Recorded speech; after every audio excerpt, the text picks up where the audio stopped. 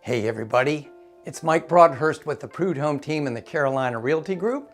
Today's Monday, March 15th, 2021, and we're ready for Market Mondays.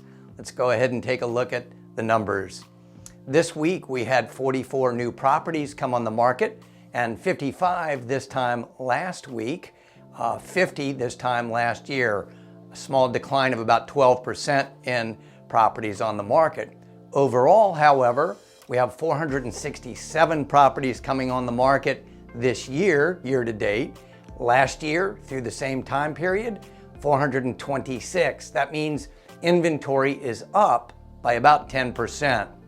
This week's sales, we had 26 properties go under contract and 29 this time last week. But if we go back and take a look at last year, we had 26 sales, same number. Year to date, however, we are up 16% in the number of sales. That's 321 sales year to date compared to 276 this time last year. Under contract this week, 70 properties under contract. Last week, 74. Last year, only 34. And of course, we know why there's such a great big disparity. It's called COVID.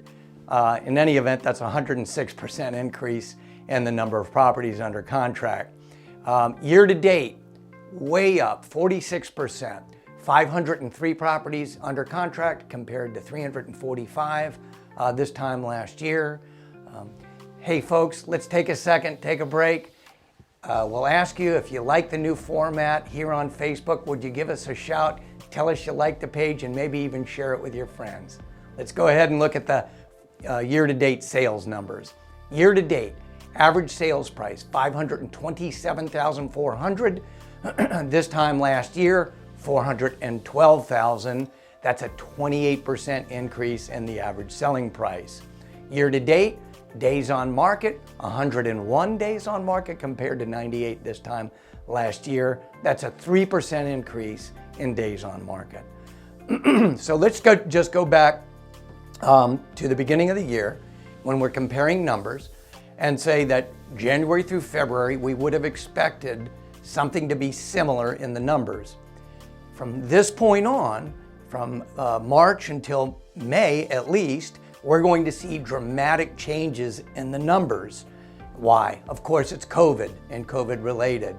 The question is overall, how is that going to impact us further down the year?